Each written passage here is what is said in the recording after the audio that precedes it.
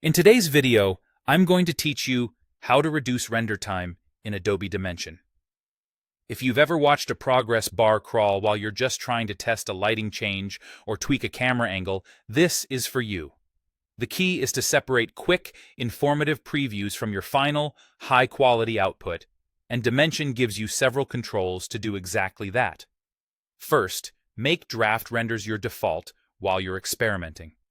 Open the render settings and lower the output resolution to 1/2 or even 1/4. Cutting the resolution like this can make your renders 4 to 8 times faster than full resolution, which is a huge time saver when you're iterating.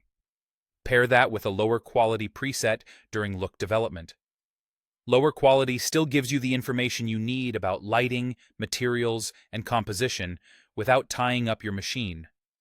This approach keeps you moving quickly and lets you reserve full resolution and high quality for your final pass when everything is locked. Next, balance noise and speed using 3 related controls: noise tolerance, sample limits, and max time.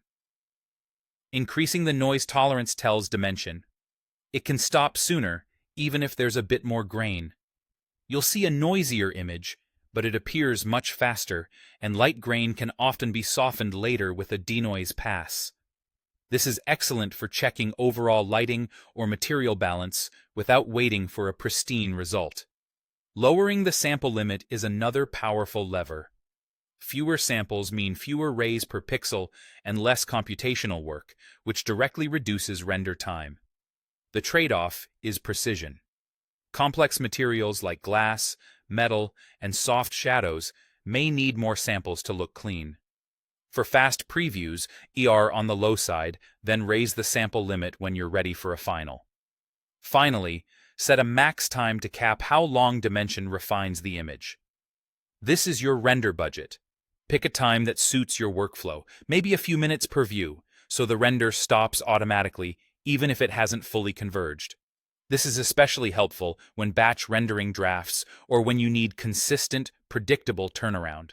Use these controls together. While exploring, reduce resolution and quality, increase noise tolerance, lower the sample limit, and set a max time. When it's time to deliver, restore full resolution, choose a higher quality preset, lower the noise tolerance, increase the samples, and lift the time cap. With this balanced workflow, you get rapid feedback during creation and reserve the heavy lifting for the moment it truly matters.